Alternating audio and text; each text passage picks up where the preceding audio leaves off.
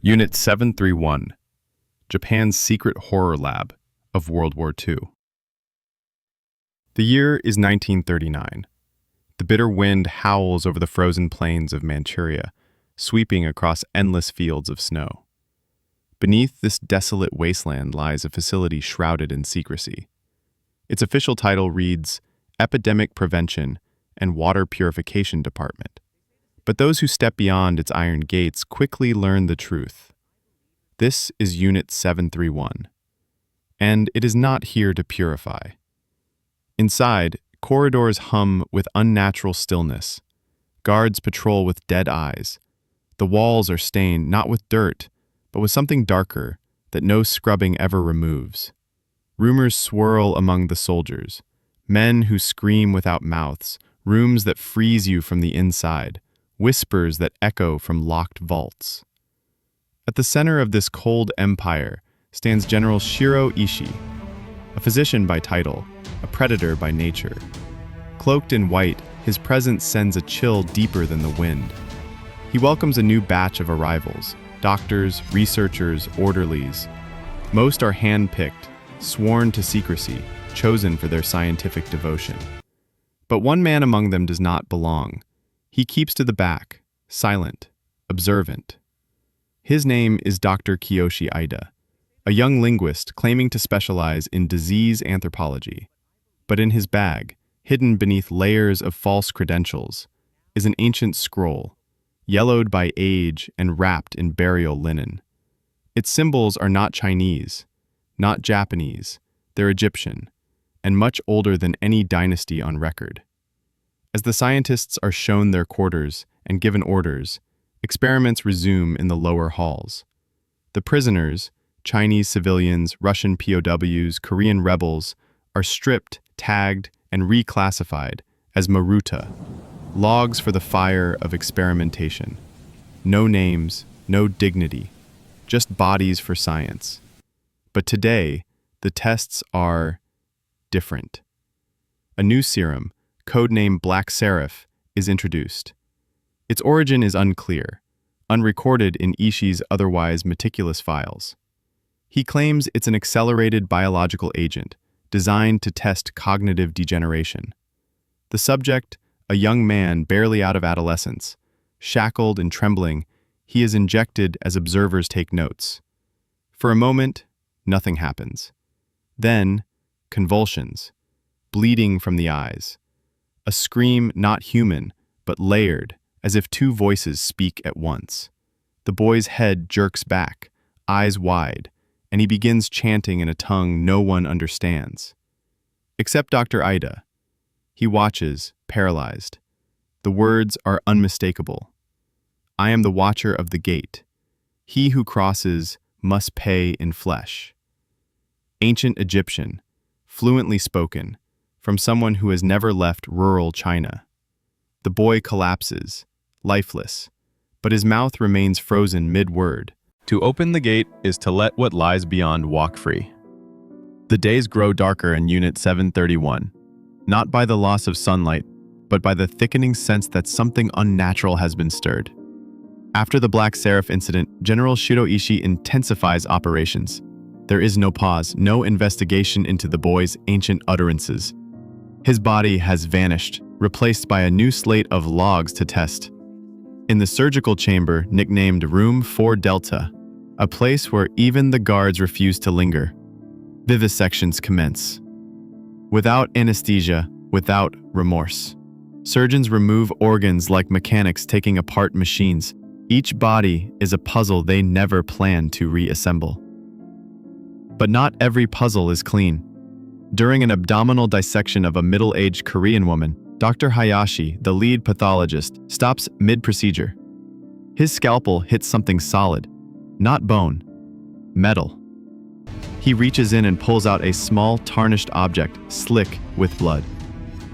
At first glance, it looks like an ordinary trinket, but then it catches the light. A scarab, unmistakably Egyptian, etched with symbols no one in the room recognizes. Dr. Hayashi frowns. She swallowed this? He mutters. But there are no signs of digestion. The amulet appears untouched, pristine, as if it had been placed inside the body, not consumed. He orders it cleaned. The lab technician who holds it begins coughing minutes later. By nightfall, he's dead. Autopsy reveals no internal organs, just sand. Word of the object spreads quickly among the researchers, though officially it's logged under foreign contaminant. Dr. Aida, the linguist with the hidden scroll, secretly identifies the symbols, an Egyptian protection glyph meant to ward off soul capture. How did it end up in a Korean woman's abdomen, thousands of miles and centuries away from Egypt? As tension brews, whispers among the staff grow louder. One junior doctor claims he saw the woman's eyes move after her heart was removed. Another swears he heard chanting echo from the morgue that night, like a language made of breath and blood. Then, a shocking event shakes the foundation of the unit. Dr. Hayashi, first to discover the amulet, is gone. His surgical gown is found in the hallway, stiff with frost. Blood spatters lead from the operating room to the cold storage wing, but there are no footprints. The temperature inside the chamber is recorded at -30 degrees Celsius, unnatural even for Manchuria in winter. And there, hanging upside down from a meat hook, is what remains of Hayashi's body. His skin has been removed entirely. The only thing left behind is the amulet, resting at his feet, clean, untouched, waiting. General Ishii says nothing. No funeral, no reassignment. The staff are told to carry on. But Dr. Aida knows what the others won't say aloud. The experiments are no longer under their control. Something ancient has begun to answer back.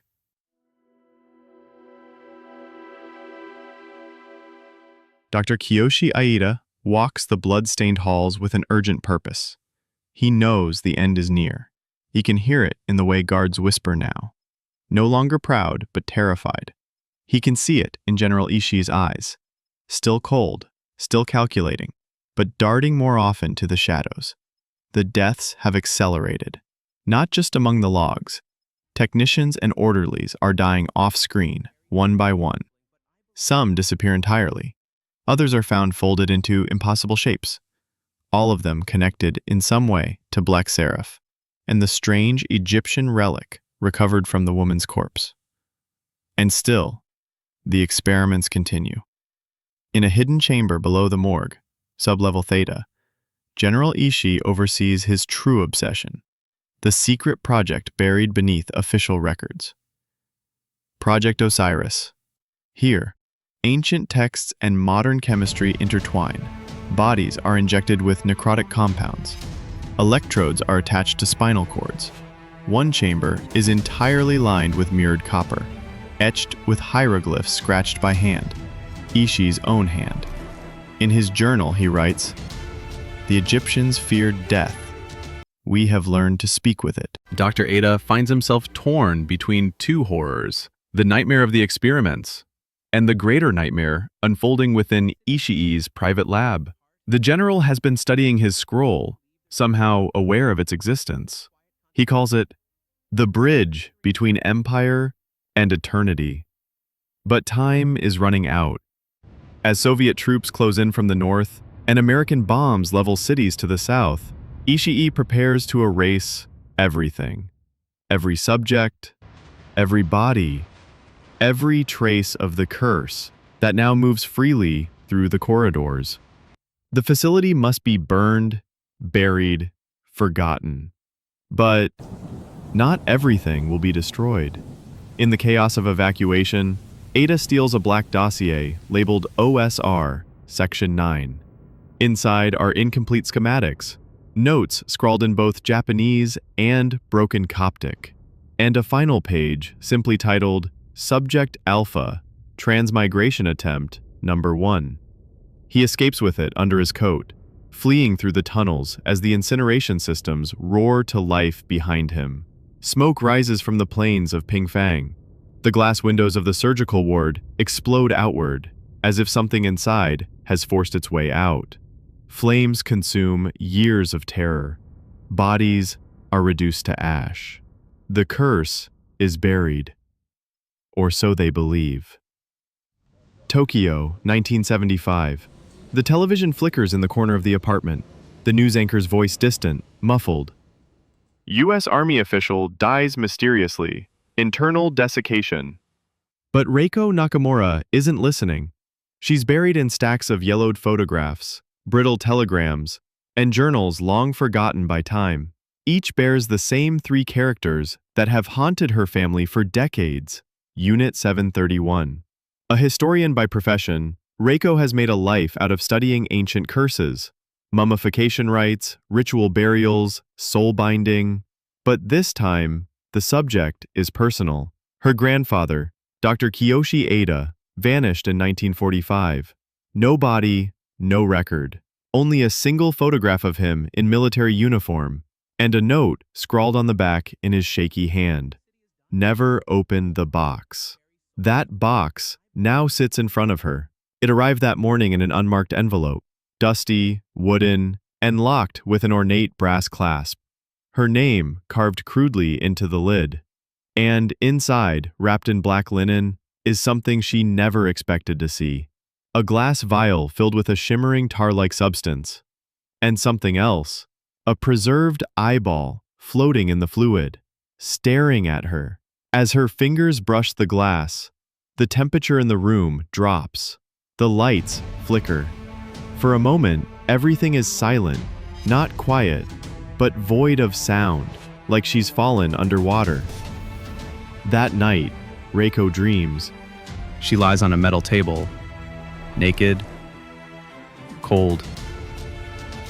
A ceiling light swings above her. Men in surgical aprons surround her, but their faces are obscured. Masked with long, bird-like beaks, like Egyptian priests. One leans over her. His hands do not touch her, but she feels the pain anyway. He speaks. "You carry the key. The vessel must be opened." She wakes, screaming. In the mirror, her eyes are bloodshot. Her veins darken. And just beneath her skin, she swears she can see symbols, moving, slithering, like worms beneath the surface. Later that week, she visits the University of Tokyo archives, hoping to decipher her grandfather's diary. She finds more than she expects. A classified U.S. intelligence report detailing the 1975 general's death. Inside are keywords, redacted in black ink, except for one, left untouched. Project Osiris. Reaction consistent with Subject Alpha's remains. And one photo, grainy, black and white.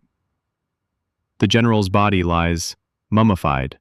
On his chest, carved into his skin with surgical precision, the Eye of Horus. Reiko stares at the image, and then back at the vial in her apartment. The eye inside is the same.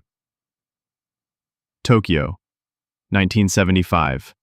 Reiko Nakamura can no longer escape the presence of the past. The vial, the eye, the whispers in the night, her grandfather's warning. Never open the box. Echoes, louder with each passing day. But now it's too late. There is no turning back from what she has uncovered. The curse that began in Unit 731 is alive. It's awake. The bodies are piling up again. It starts with an anonymous phone call, a hushed voice on the other end, barely audible. "Check the paper. Now." Reiko hangs up and grabs the morning edition. Her hands tremble as she flips through the pages. The headline reads, "Prominent Japanese businessman found dead, desiccated, and mummified." The same symptoms that killed the U.S. general. The same blackened, shriveled skin. The same mummification from the inside out. This time, the victim is not someone with military connections. He's a businessman with no ties to Unit 731. Or so it seems. She lies on a metal table, naked, cold. A ceiling light swings above her. Men in surgical aprons surround her, but their faces are obscured. masked with long, bird-like beaks, like Egyptian priests. One leans over her. His hands do not touch her, but she feels the pain anyway. He speaks. "You carry the key. The vessel must be opened." She wakes, screaming. In the mirror, her eyes are bloodshot. Her veins darken. And just beneath her skin, she swears she can see symbols, moving, slithering, like worms beneath the surface. Later that week, she visits the University of Tokyo archives, hoping to decipher her grandfather's diary. She finds more than she expects. A classified U.S. intelligence report detailing the 1975 general's death. Inside are keywords redacted in black ink, except for one left untouched. Project Osiris. Reaction consistent with Subject Alpha's remains.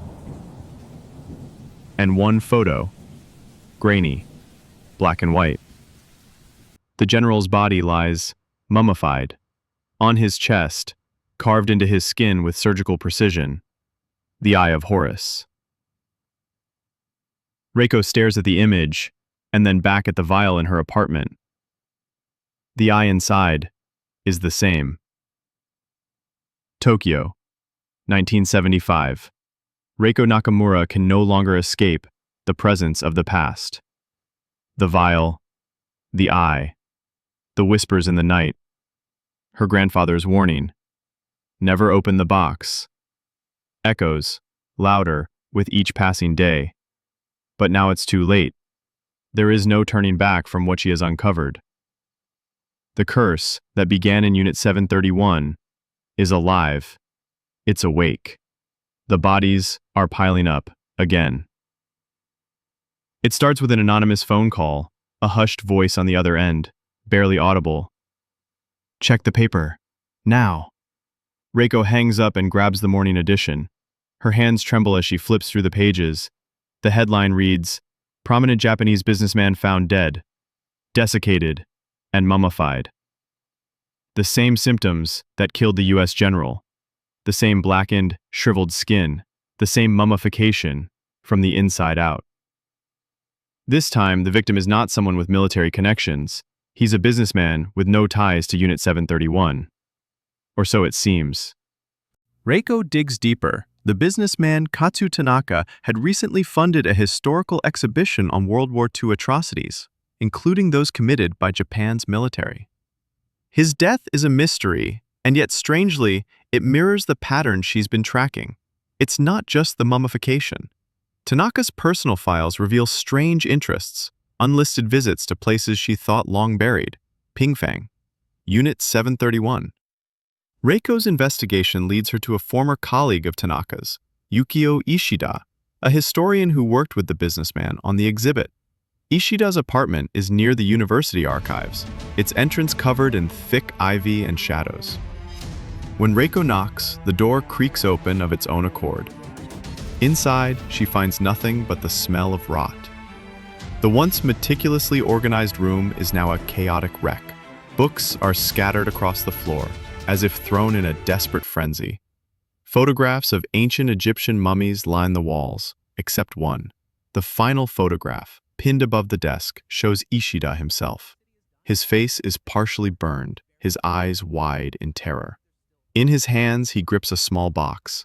It looks just like the one her grandfather left her. "No, no, no, not again," Reiko whispers, her heart pounding. A sudden noise behind her makes her spin. A cold wind brushes across her neck, and in the dim light she sees a figure in the hallway, a man in a surgeon's mask.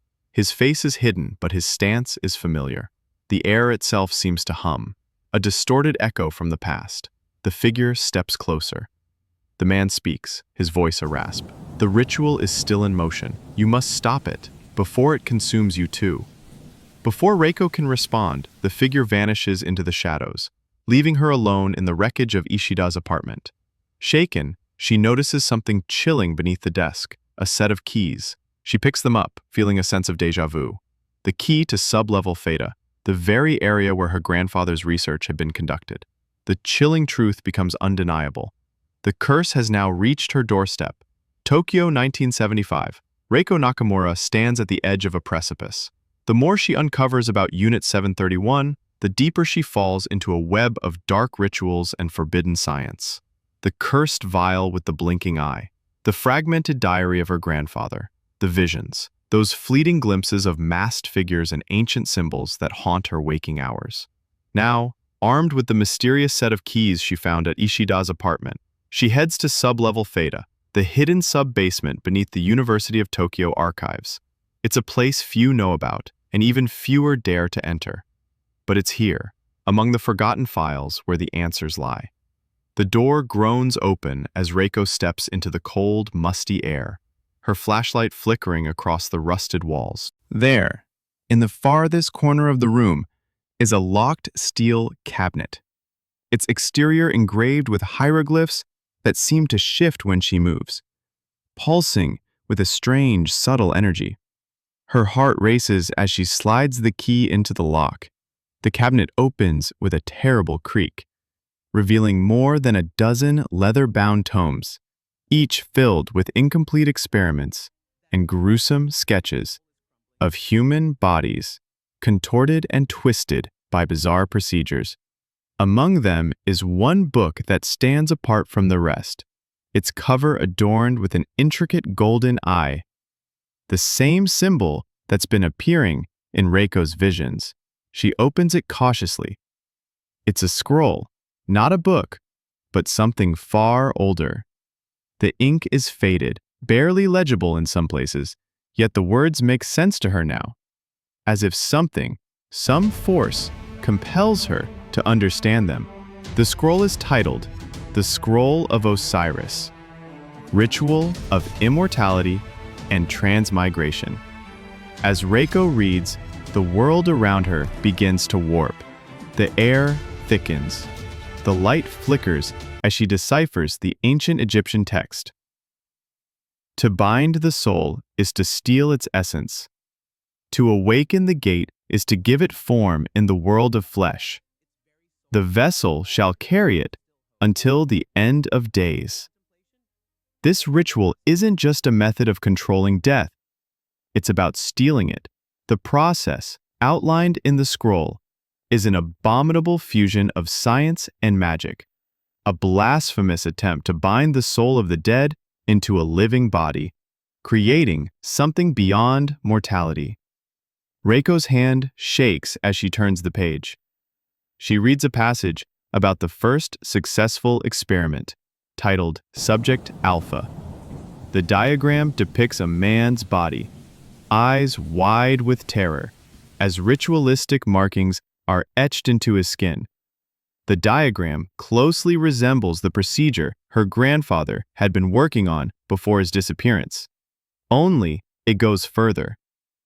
It's not just about preserving the body. The soul is meant to inhabit the body, to be reborn, over and over again. The blood drains from her face. Reiko's grandfather wasn't just researching immortality. He was part of something much darker. And now the curse is reaching out to her, calling her to finish what he started. Suddenly, she hears a noise behind her. Soft, slow footsteps, like someone walking across the floor. She spins around, but there's no one there. Yet, the temperature in the room has dropped. A figure begins to take shape in the corner. A tall, shadowed man, his features obscured by the darkness. The voice comes first, low and guttural, like something drawn from the depths of a forgotten tomb. You are the key, Reiko. You. Reiko tries to back away, but her feet are rooted to the ground. The air grows thick, suffocating, as the figure's presence fills the room like a black fog. She reaches for the vial in her bag, but as her fingers graze it, the light flickers one last time. The figure is gone. The room is silent once more. Ping Fong, Manchuria, 1975. The bitter wind howls over the ruins of Unit 731, carrying with it the scent of decay and desolation. The snow has not stopped falling since Reiko arrived in the remote outskirts of Pingfang. Each step she takes seems to be swallowed by the cold. The very ground beneath her feet, a graveyard of secrets, buried deep in the earth. Reiko stands before the gates of what remains of the facility. Now abandoned, the skeletal remains of the once thriving complex, half consumed by time and nature. The laboratory of horrors has been reduced to little more than a ghost town. Its walls scorched, its windows shattered. The place that had been a center of unspeakable torture and twisted experimentation is now a monument to the darkness it birthed. But Reiko is here for one reason: to find the truth. She has come to understand the extent of her grandfather's involvement in Unit 731's experiments. The documents, the scrolls, the voice messages, it's all led her to this moment. Her grandfather was not just an observer. He was one of them. He was part of the team, part of the ritual. And now, his legacy haunts her every step. Accompanied by Daichi, a journalist whose father had worked for the CIA, Reiko heads deeper into the heart of the compound. Daichi's father, it turns out, had been stationed here after the war to monitor the remnants of Unit 731's work. Specifically, the strange biological experiments the US government had overlooked in exchange for the scientific knowledge. They pass through the rusted iron gates and enter the central building, their breath forming thick clouds in the air. Every creak of the floorboards, every rustle of the wind through the empty halls, feels like a distant warning. Daichi holds his camera, snapping photos of what remains. Abandoned equipment, open files with faded ink, and a peculiar sense that the place is still alive, still holding its breath, waiting for something. Reiko stops in front of an old metal door, its surface scorched and cracked, but not entirely damaged. She knows it leads to the sublevel where her grandfather conducted some of his most dangerous experiments, where he had tried to cheat death. She feels an involuntary shudder run through her as she steps forward, the key to sublevel Theta cold in her hand. The door creaks open. Inside, the air is unnaturally still, colder than the rest of the building, as though the temperature has been suspended in time. Reiko's flashlight sweeps across the room. It's filled with old medical equipment, but what catches her eye immediately is the tomb, a large, frosted glass tank in the corner of the room. Reiko steps forward, her heart pounding in her chest as she nears it. The frost on the surface of the tank obscures the figure inside, but it is clear enough that there is something living inside it. She wipes the glass with her sleeve, revealing the body within. Her grandfather. Not the man she remembers from photographs, but a younger version of him, barely in his 30s. His eyes are wide open, frozen in time, his expression one of anguish. But what is truly horrifying isn't just the fact that he's been preserved, but the thick, unnatural frost surrounding him. It doesn't feel like cold, it's unnatural, almost like the air itself is charged with a strange energy. Reiko's mind spins. How is this possible? Why would her grandfather be in a tank like this? Her stomach churns with a growing sense of dread. She reaches out to touch the glass, her fingers trembling. As her fingers graze the surface, the eyes of the figure inside twitch. They blink. And for a moment, Reiko is sure she sees recognition in them, a silent plea. Suddenly, Daichi pulls her back. "We shouldn't be here," he whispers urgently, his voice shaking. "This place, it's wrong. You don't know what they did here." Reiko doesn't answer. She's too fixated on the figure in the tank, on the face that is both her grandfather's and not his. The figure trapped in ice is not just the body of a man, it is a soul, or something that was once a soul. Then, Reiko hears it, a soft, low hum that vibrates through the walls, growing louder. The temperature in the room drops even further. Daichi freezes in place, his camera still raised, capturing images of the tank, but Reiko doesn't notice him. Her eyes are locked on her grandfather's face. The hum becomes a heartbeat, steady, rhythmic, echoing in her mind. It's not the sound of a machine. It's the sound of something alive, something that was meant to stay dead.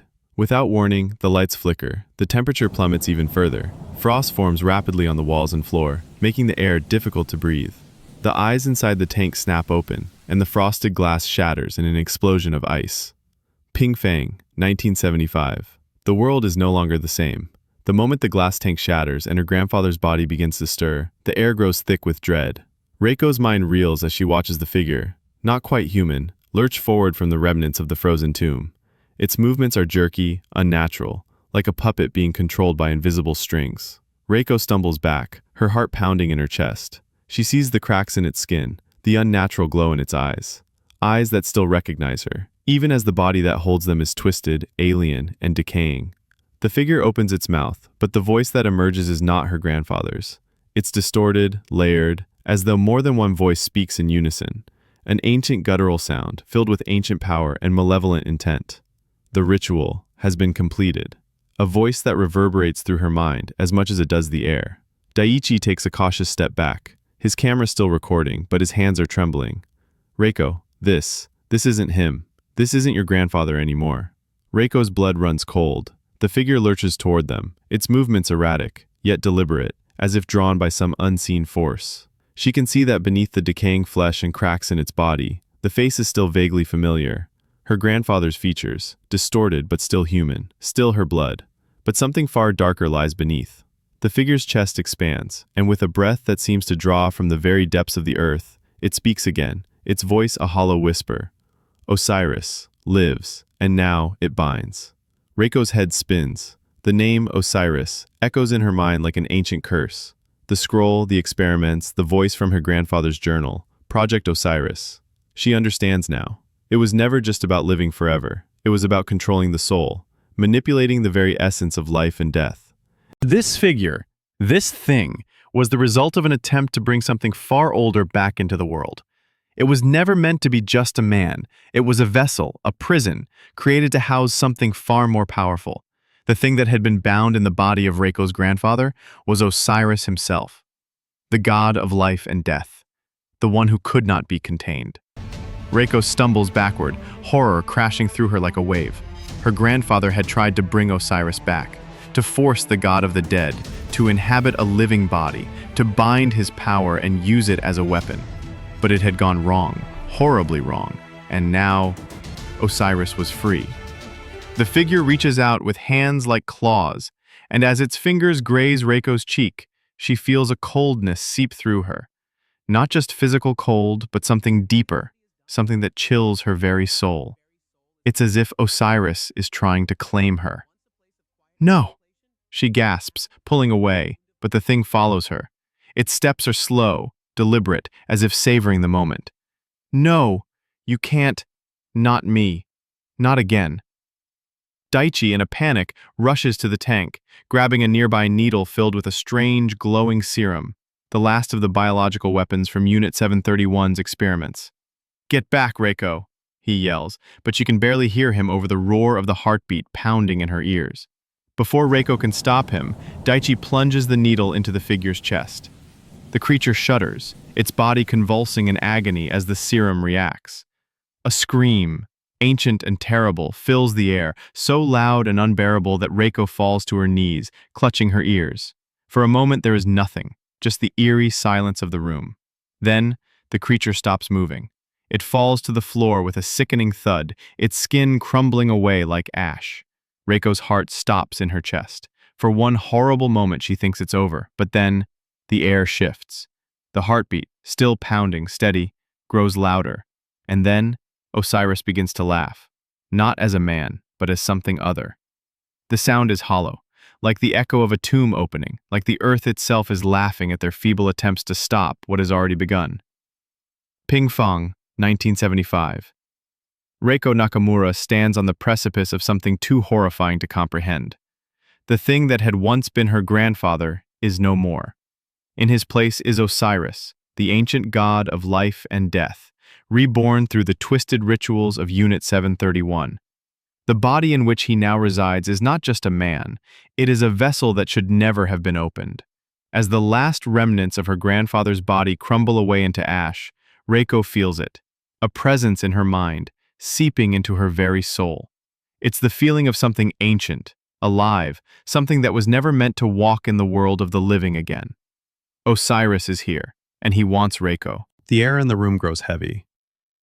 The temperature drops, the frost that had melted returning with a vengeance, biting through Reiko's skin, sinking deep into her bones. She shudders, unable to escape the feeling that she is being pulled into his orbit, her body no longer her own. You are the key, Osiris's voice booms inside her mind, his words like a poison infecting her thoughts, weaving through her memories.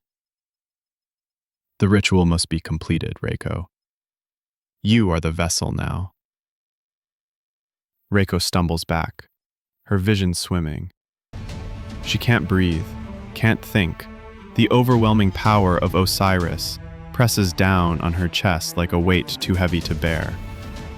Her hands shake, her fingers twitch, and then she sees it. A reflection in the shattered glass of the tank. It's not her face staring back at her. Her reflection is twisted, distorted. Her eyes are no longer hers, but green, glowing with an unnatural light, like the eyes of Osiris himself. She can feel his soul coiling within her, growing stronger by the second. No, she whispers, her voice trembling. This can't be real.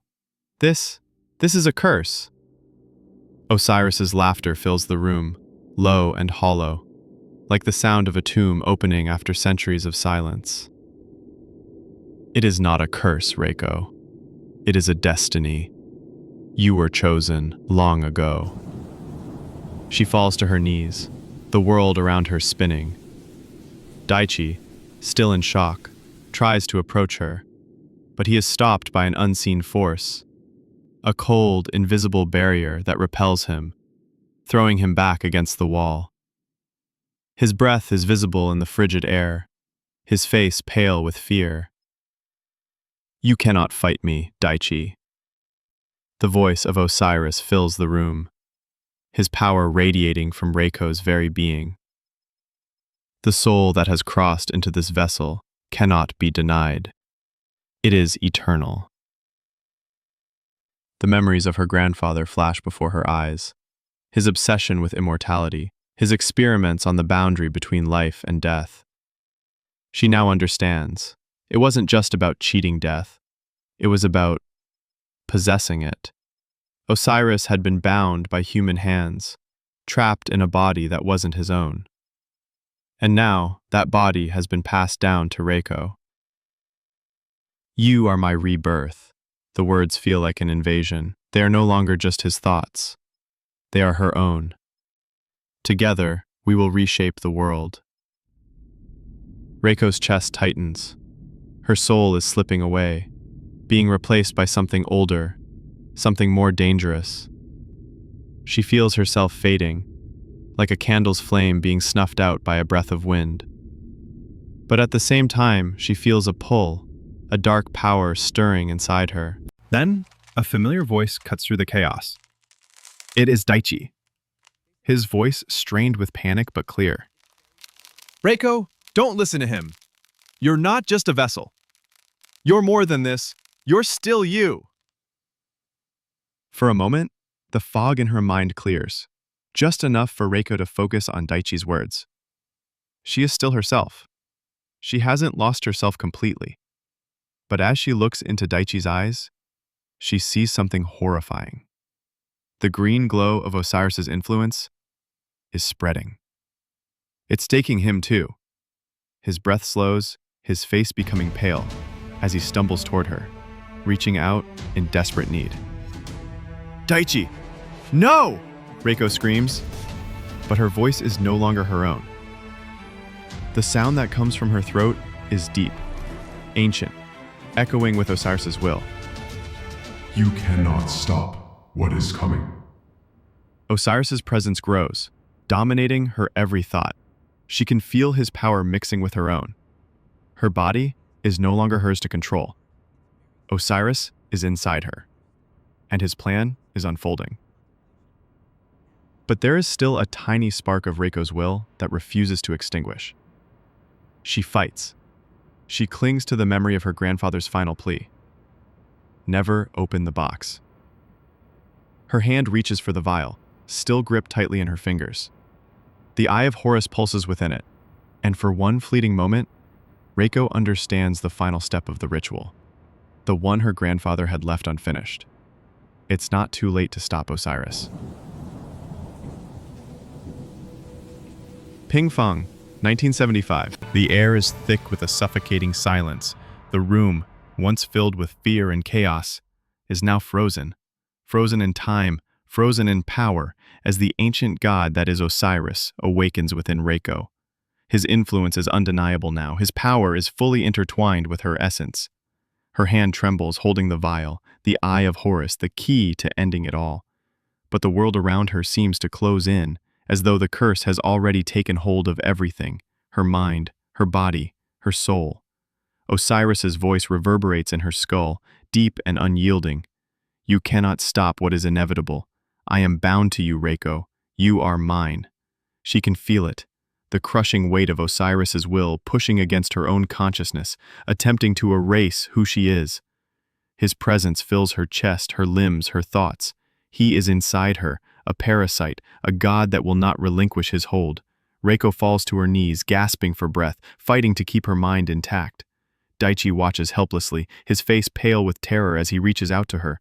But the cold force of Osiris's essence pushes him back, an invisible wall of power that repels him like an insect. Reiko, fight it! Daichi cries, his voice breaking through the fog of her mind. You can still stop him. You still have control. You're still you. But Reiko barely hears him. The pull of Osiris is overwhelming. His voice, once a whisper, now echoes in her mind like a relentless drumbeat. You are my vessel. You will walk this earth as my embodiment. Your soul is mine to command. For a brief moment, Reiko finds herself slipping, her thoughts slipping away into the dark abyss of Osiris's control. But then something stirs within her, a faint spark of defiance. She is still herself. Reiko focuses on Daichi's voice, the last tether she has to her humanity. His words, though strained and desperate, push her back from the edge. She knows what she must do. She knows that if she does not act now, the world will be condemned. Osiris will be reborn in full, his curse spreading across the earth, eternal and unending. Reiko raises the vial once more, feeling the eye of Horus pulse in her hand. It is not just an object. It is the gateway, the key to the ritual, and she understands now. Her grandfather's final act wasn't just about binding Osiris, it was about stopping him, sacrificing herself to undo what had been done. But Osiris is no fool. He knows the ritual. He knows what she intends to do. His form begins to take shape behind her, towering and unearthly, as if the very air is warping to his will. His face is ageless, a void of green fire, his eyes like burning pits of death. His voice is no longer just in her head, it is all around her, commanding, relentless. You cannot hide from your fate, Reiko. You are mine, body and soul. The ritual will be completed, and the cycle will begin again. You cannot stop it. You are the curse. Reiko feels her heart pounding in her chest, every beat drowned by the deafening roar of Osiris's voice. The light in the room grows dimmer, as if the world itself is turning against her. But through the darkness, she feels the warmth of Daichi's hand, his fingers wrapping around hers, pulling her back from the brink. Reiko, please. You don't have to do this. You can still fight him. You are stronger than this, Daichi cries, his voice breaking with raw emotion. In that moment, Reiko sees him, her grandfather's face, no longer twisted by the curse. It is clear. His last wish, his final plea, he wanted her to end it all. He had sacrificed himself, tried to control the curse, to keep it from spreading. But now, it was her turn to finish it. With the last of her strength, Reiko slams the vial against the ground. The glass shatters, and the eye of Horus gleams with blinding light, radiating energy so pure, so powerful, that it rips through the air itself. For one brief moment, everything stops. The room goes silent. The oppressive weight of Osiris's presence lifts. The light fades, and Reiko can feel the warmth of her own body once more. She looks down at her hands, the green glow of Osiris's influence fading from her skin. The curse is broken, but it is not enough. She feels the air around her shift once more, a dark pulse, the unmistakable sound of a door opening. Osiris's voice whispers in the stillness. You cannot kill what never dies. The curse will return. Reiko looks at Daichi, her heart heavy with the knowledge of what must come next. It's not over, she whispers. The curse will always return. Daichi shakes his head, his face pale. We can't let it happen again, Reiko. She smiles faintly, her eyes clouded with the understanding that the battle for her soul is far from over. We don't have a choice, Daichi. The curse lives on.